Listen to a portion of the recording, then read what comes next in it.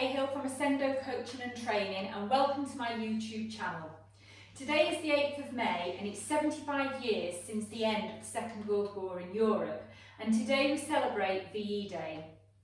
Now, as I think of Winston Churchill and the job that he had to do, it got me thinking about the leadership skills that he had to demonstrate in what was probably the most challenging time in his life. And thinking about the current situation, our existing Prime Minister is facing those same challenging times where he's going to have to truly demonstrate his leadership skills. So what makes a great leader in a crisis? Effective communication is really key. When in a crisis, people expect more communication than what they would normally get. That may be every day, every hour, checking in with people in the team to make sure they're clear on what needs to deliver. If they don't have that effective communication, then performance may dip and they may have doubt in their ability as a leader. Most leaders, when in a crisis, have to make tough decisions, and that's a skill that they have to develop. They have to learn to influence and negotiate and engage with their audience. And if we take the current situation, a lot of leaders are now working from home, a completely new environment to what they're used to.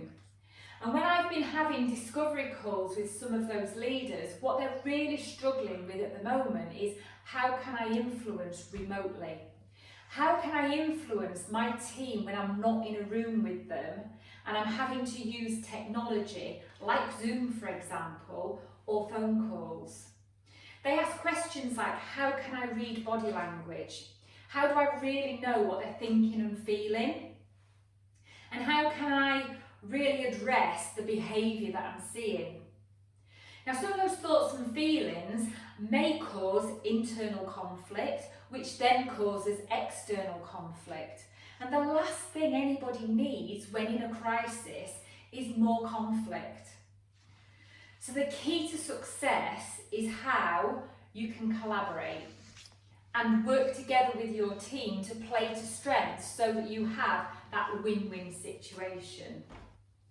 It's all about managing change and how you get through that change collectively as a team. So as I think about the leaders that I have helped and supported over the years, and especially during this current crisis, it got me thinking about, how does coaching truly support those people? Well, coaching provides a safe space for those people to share their thoughts and feelings and reflect on the impact that those thoughts and feelings have on their behaviour. And to share in a non-judgmental environment how that behaviour can help or hinder the situation. And for me, coaching is about having that effective emotive conversation. So what do I mean by that?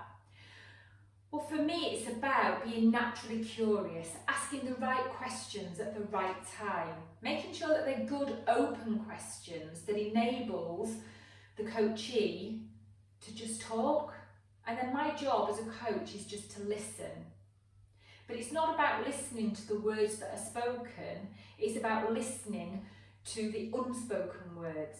And that could be from the body language that they're displaying or from the tone in their voice.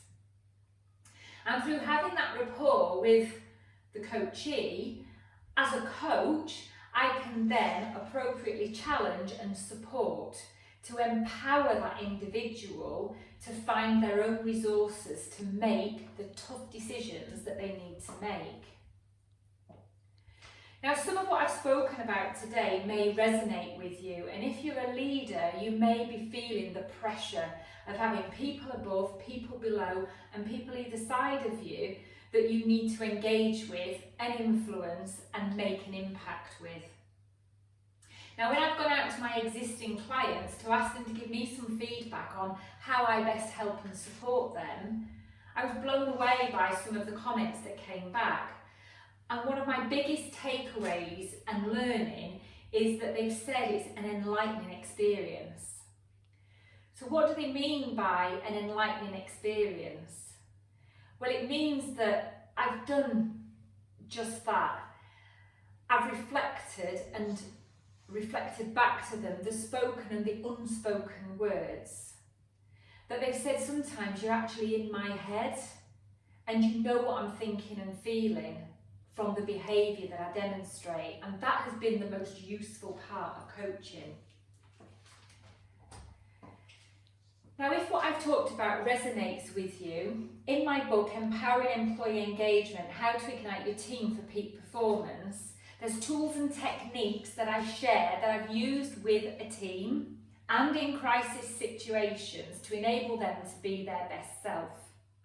So if you want to learn more about me and what I do and how I work with leaders and their teams, then you can purchase this book from Amazon or by contacting me at claire@ascendocoaching.co.uk. You'll see some of the reviews on my website, which is www.ascendocoaching.co.uk. I would love to help as many leaders as I possibly can during this crisis situation, and I would love to be part of your journey to ignite your potential to be your best self. Enjoy your VE Day celebrations, and I look forward to speaking to you soon.